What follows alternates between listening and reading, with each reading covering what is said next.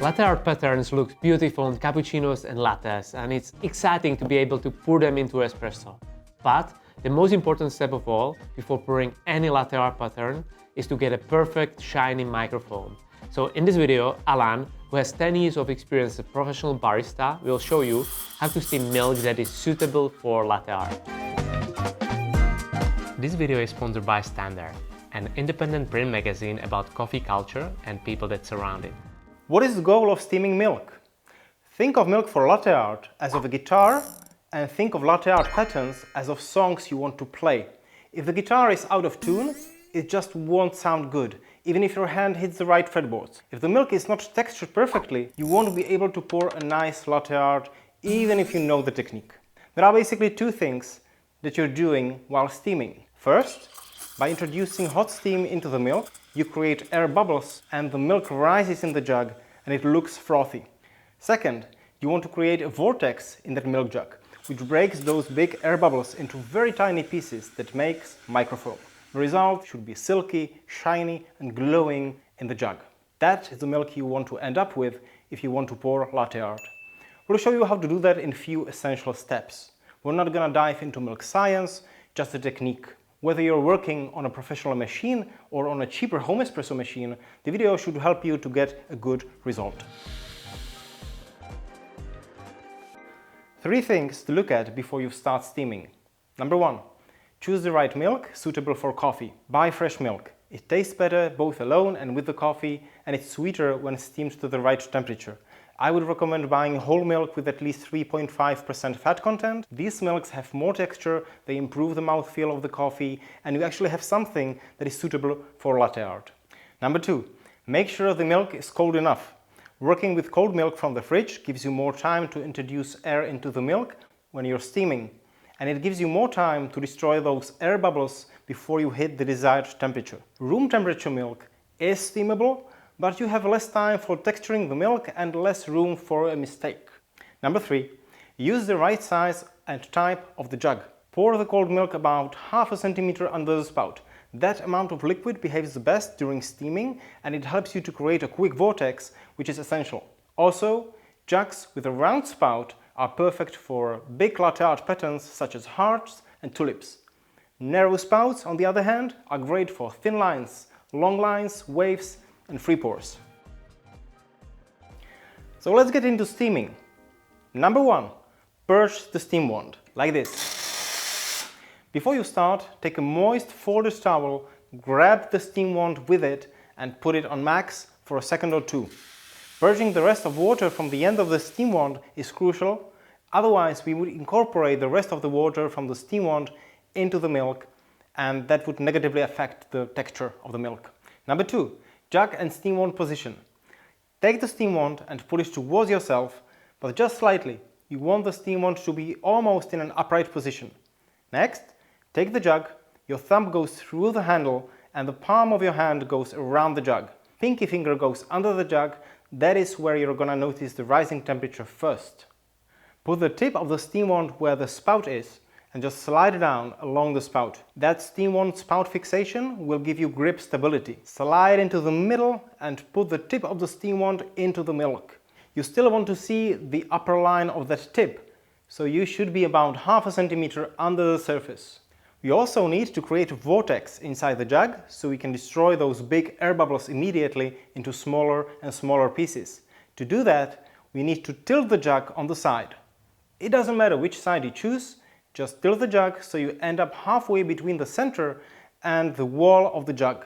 If you put the steam wand too close to the wall, the vortex will be too slow and won't destroy those air bubbles. If you stay in the center, the milk will just randomly bubble there and you're not gonna create the vortex. Now, you are almost ready to steam the milk, but let's take a pause and give a shout out to the sponsor of this video, Standart. It's an independent print magazine about coffee culture and people that surround it. As subscribers, we just received a new issue 23 with a sample of tasty Ethiopian coffee roasted by Say in Brooklyn. What were the highlights of this issue besides a beautiful cover photo? I enjoy a deep dive into coffee production in Bolivia, an interview with a fermentation specialist, Lucia Solis, about her work in Colombia and key differences between the vine and coffee industry. Then I enjoyed reading about who invented the espresso machine, learning that it really wasn't only one person. An extension of this topic was a visual essay mapping coffee patents from 1868 up to 2005. The last story I want to highlight is meeting the boss of the World Barista Championships and many other events, Cindy Ludvigsen. So, if you haven't subscribed yet, you should go to standartmag.com/ECT and get a yearly subscription that covers 4 issues of Standard, free worldwide shipping, and coffee samples from some of the best roasters in the world.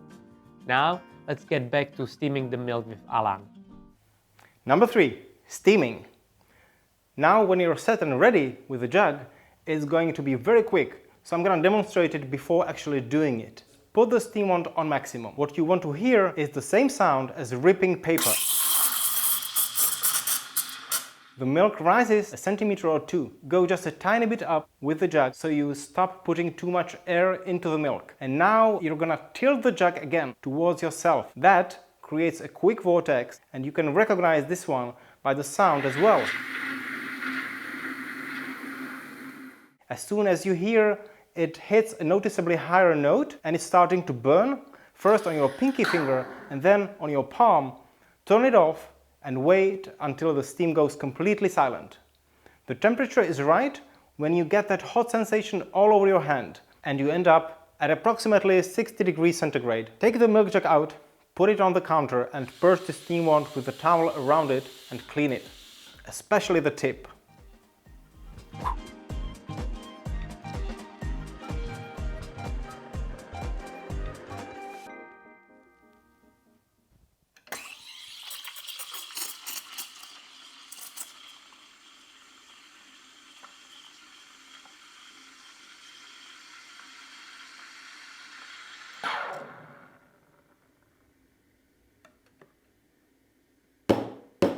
Number 4, working with the milk. After you steam the milk, don't let it sit on the counter. When it just sits, the microfoam starts to break apart. So as soon as you finish steaming, take the jug and swill until the milk is super shiny. The milk should look like it's washing the edges of the pitcher like the sea waves wash the beach. There should be no visible bubbles and the milk is glowing. Now, when you have that perfect microfoam, you're literally ready to pour. If it's hard for you to make the milk move when swirling with the pitcher, it still contains large air bubbles and you put too much air into it. If the milk behaves more like a liquid, you put too little air into it and it's just gonna be hard to pour latte art with it. There is a golden rule for steaming milk for latte art, and that is less is always more in terms of texture and what you can do with it. Better having less texture than more texture. It's important to say that steaming takes as long as powerful the steam wand is. On this and most of the commercial espresso machines, the steam wand is powerful enough. If you're working with a cheaper home espresso machine, chances are that the steam wand doesn't have enough power to get you to the desired result quickly. So you're just gonna have to be patient. Let's do it again. Cold milk. Pour just under the lower edge of the spout.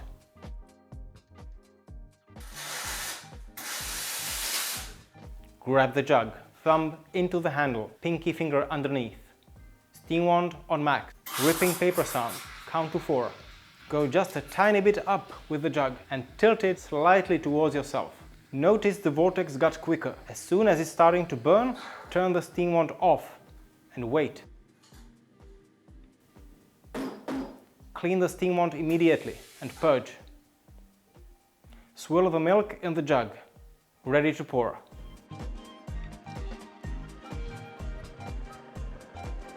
Now that we know how to steam milk for latte art, we'll just go briefly over 5 most common mistakes I've seen over the years when people are learning how to steam milk. Mistake number 1, low temperature. As your hands are not used to holding a hot pitcher, you tend to turn off the steam wand too soon, and chances are the result doesn't have enough of a silky texture to work with. Mistake number 2, leaving the milk jug on the counter for too long. You don't want the silky texture to be broken apart. A golden rule for faster barista workflow: always pour the shots first, then steam the milk. Mistake number 3, not putting the steam wand on maximum. You need to create a fast spinning vortex by tilting the pitcher so the milk can move fast. Mistake number 4, putting too much milk into the pitcher. that just ends up with a mess as the milk rises quickly with spinning, and it just overflows the pitcher and it ends up to be everywhere on the table. Mistake number 5, not putting the steam wand back in a safe position. You're risking burning yourself or others who might just walk around the coffee machine. Okay, so what was the most useful information or trick that you learned from this video? Let us know in the comments below, and in the next video, Alan will teach you how to pour basic latte art patterns like heart, rosetta or tulip. So subscribe to our channel and turn the notification on, and perhaps even tell your friends who want to learn something about coffee. Thank you for watching and see you soon. Bye bye.